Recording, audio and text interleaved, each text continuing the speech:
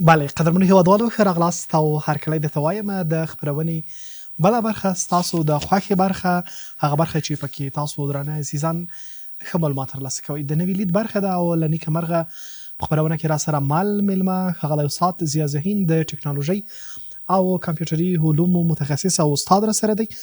نن به هم ورسره په دې تړاو باندې خبرې کوو چې آیا موږ تاسو فکر کول ټکنالوژۍ ته پرېښي دي او آیا دا چاره خطرناک کېدلی شي او که نه. نو دا هغه موضوع ده چې له ښاغلي استاد ذهین سره به پرې خبرې کوو. ځم د استاد په لوري. ښاغلی ذهین سلامونه، صبحتان بخیر و بسیار زیاد خوش آمدید. سلام، صبح شما بخیر شیرزای صاحب. انشالله که یک صبح خوب و خوش آغاز کرده باشیم. بسیار سپاس جناب استاد که آمدین، دعوت ما را پذیرفتین. امیدوار هستم که روزهای پرمنویت ماه پر برکت رمضان و روزهای خوش روزهای عید برای شما هم خوش بوده باشد و استفاده کرده باشید. الحمدلله بسیار یک رمضان خوب بود و در کنارش یک عید بسیار زیبا بود. یک سفرهای داشتیم دیگه. عید بهاری. عید بهاری. بله.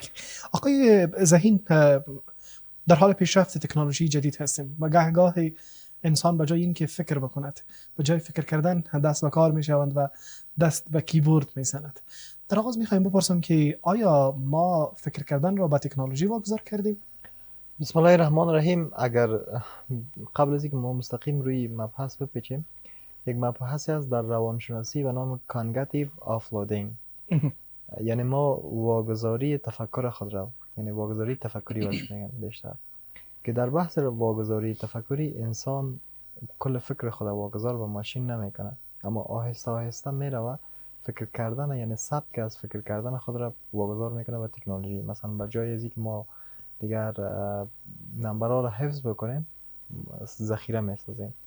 به این شکل مثلا به جای از اینکه ما مسیریابی بکنیم، از نقشه استفاده میکنیم، از نقشه های گوگل مپ استفاده میکنیم. و در بسیار از موضوعات به جای از اینکه ما بریم کتاب بخونیم، فقط یک مفهوم بسیار کلی را از گوگل سرچ میکنیم که به نام یک پدیده را ایجاد میکنه به نام گوگل افکت، که ذهن کمتر واگذار یعنی مجبور میسازه که روی یک مبحث فکر بکنه و بیشتر میبره موضوع رو به شکلی که شما مثلا ذهن یک مقدار استراحت طلب میشه و طرف ازی میره و کمتر فکر کنه و بیشتر دنبال ازی باشه که یک چیز را، یک پدیده را سرچ بکنه و معلومات از بیرون وارد تفکر خود بسازه که میشه بیشتر روش صحبت بکنه. جناب استاد، این پدیده‌ای که شما یاد کردین که همان واگذاری تفکر کردن به تکنولوژی یا با استفاده از تکنولوژی چیزایی را که نیاز داریم ما به شکل آسان‌تر و یا به یک شکل سهولتمند به دست آوریم، این پدیده آیا خطراتی را در قبال دارد یا خیر؟ پدیده‌ای که ما برش کانگاتیو آفلودینگ برش میگیم یا مو واگذاری تفکری، این چند مبحث بسیار عمیق را ایجاد میکنه. یکی از مشکلاتی را که امکان پذیر داره که برای افراد ایجاد بکنه این است که تفکر انتقادی را از بین میبره. یعنی شما بیشتر فکر میکنین به چیزی را که یعنی دنبال ازی هستین که چیز بسیار تکمیله مثلا ایجاد بکنین تا یک چیزی را که مثلا راجع بهش فکر کنین. در موضوعی بسیار ساده به جای از اینکه شما میروین مثلا یک موضوع را عمیق‌تر سرچ بکنین و از یک دید بازتر ببینین، بسیار او را فقط دنبال از هستین که اینترنت چی میگه براتون و این روی علایقتان، روی انتخابایتان و روی تمام مبحثایی که در زندگیتان مثلا تا از یک پوشیدن لباس است تاثیر خود داره. و در بسیار از مواقع اگر اون ماشین یا اون دیوایس پیشتان نمی باشه، باعث چی میشه؟ باعث این میشه که شما مکمل فکر کردن دیگه استاپ میکنین، یعنی هیچ دیگه نمیرین طرف از او که یعنی منتظر می باشین راجع به اینکه چطور اون دیوایس تان به دست برین تا راجع به اون موضوع فکر بکنین یا پیش بروین. یک طرف قضیه. بحث دیگه که مثلا مشکل ایجاد میکنه، یکی از موضوعات بسیار عمیقی است که برش خودبینشی کاذب در افراد است ایجاد میکنه. خودبینشی کاذب، شما مثلا یک حلقه آبی را مد نظر بگیرین و یک حلقه سرخ مد نظر بگیرین کنار هم. خودبینشا کسایی که دچار پدیده خودبینشی کاذب هستند در مرکز حلقات آبی یا در مرکز حلقات سرخ قرار میگیرن از بعد الگوریتم هایی که در بخش مثلا شبکه‌های اجتماعی و اینترنت برشان تله‌گذاری شده. و وقتی که شما در وسط از اینا قرار میگیرین، بازم ارتباط میگیره با تفکر انتقادی، یعنی به یک شکل شما حس میکنین که اطراف و افرادی که در اطرافتان هستن یا به شکل شما سرخ میبینن یا به شکل شما همه گیره یا سرخ میبینین یا آبی میبینین.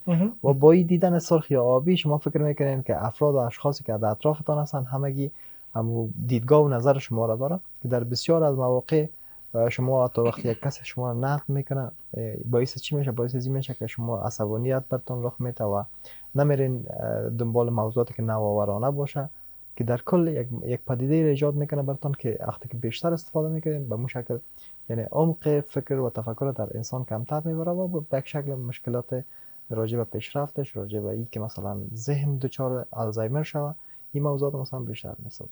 بله. جناب استاد، در واپس این روزها یا در اخیر روزها یک تحقیقی را در بریتانیا ما شاهد بودیم که آنها روی بعضی از مدل‌های زبانی هوش مصنوی یا همان LLM انجام داده بود. در آن گفته شده بود که بعضی از مدل‌های زبانی هوش مصنوی در تلاش است که ما را منحرف یا مسلید بکند و به یک بیراهه بکشاند، بیراهه‌ای که ممکن اطلاعات ناموثق یا ممکن همان موضوع دقیقی را که ما نیاز داریم به اون موضوع ما را نرسد و ما را مدیریت بکند. اگر ما بیشتر عادت بکنیم به واگذار کردن تفکر به تکنولوژی یا همچون مدل های زبانی که خیلی معمول شده است، آیا میتونه ما را از اصل قضایا منحرف بسازد؟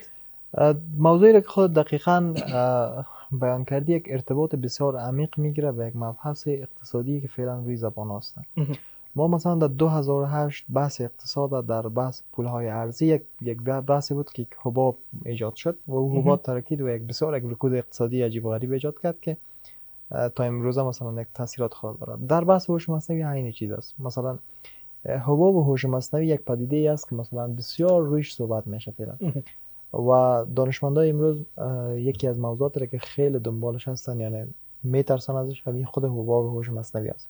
حباب و هوش مصنوی از چی بحث میکنه؟ از این بحث میکنه که یعنی ما یک تفکری راجع به AI یا هوش مصنوی یا artificial intelligence داریم که تفکر واقع گرایانه نیست، یعنی یک تفکری است که بیشتر ایدئالیستیک است، یعنی ما در ذهن خود یک چیزی را پرورش دادیم و راجع به او فکر کردیم و فکر میکنیم که بسیار یک موضوع عمیق است.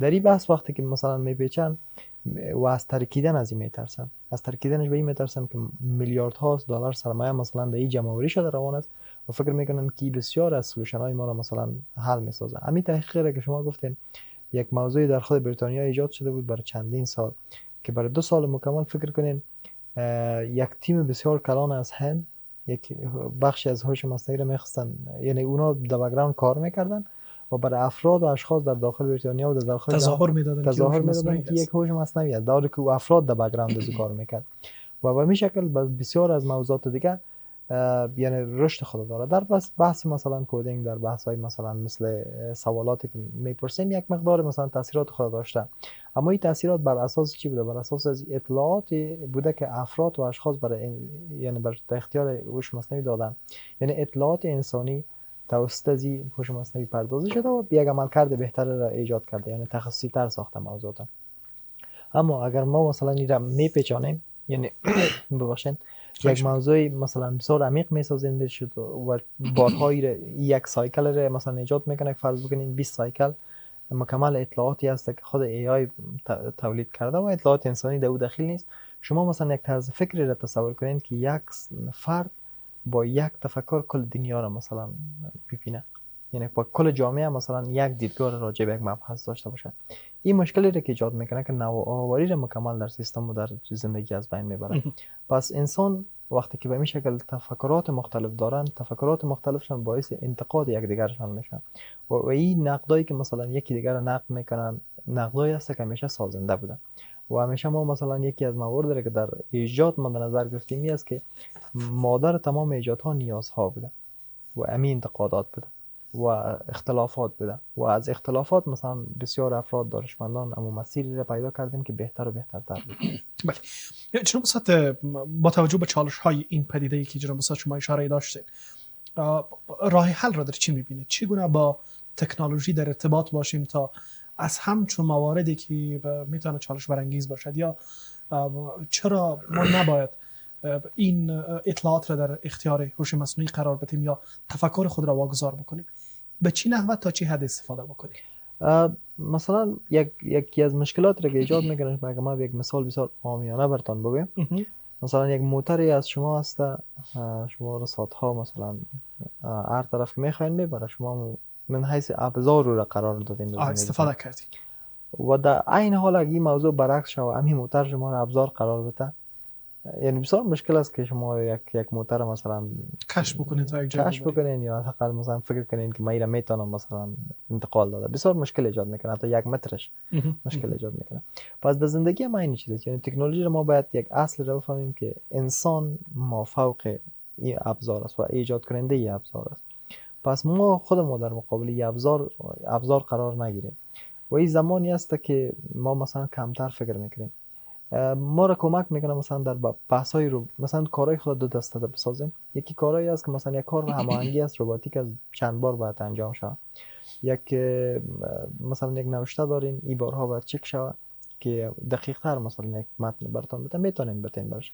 اما وقتی که موضوع رو مثلا خودتون ایجاد میکنین، نوشته میکنین، با قلم خودتون نوشته بکنین، خودتون مثلا رو ایجاد بکنین، چرا همون دیدگاه و نظر و فکر خودتون وقتی که راجع به اون میاد، بسیار از موضوعات مثلا در جریان عملکرد ایجاد میشه. مثلا یک پدیده داریم ما به نام براین استورم و خود این براین استورم یا مو طوفان مغزی زمان ایجاد میشه که با نظریات مخالف خودش و یا با عین مطالعه مثلا که صحبت مطالعه میکنین و یا در عین کار وقت زندگیتان با چالش مواجه میشه، باعث از چی میشه؟ باعث از میشه که یک براین استورم ایجاد شه، یک طوفان مغزی ایجاد شه که پدیده های نو در ذهنتان تشکیل بده و این باعث چی میشه؟ باعث یک نوآوری جدید میشه.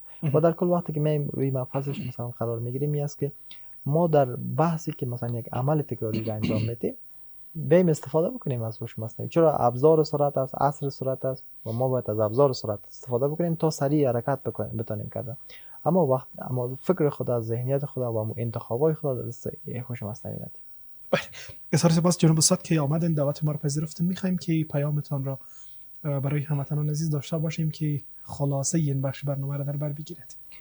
خلاصه اگر ما بتونم یک پیام کوتاه برای همه عزیزا بگم است که شما مثلا با مطالعه بیشتر و با عملگرا بودن بیشتر که تفکرتان مثلا به شکل داشته باشین که تکنولوژی را فقط یک ابزار ببینین و نه حیث یک ابزار از استفاده بکنین و هیچ وقت انتخاباتتان و سلایق خود مثلا امروز جیران نگذارین و تا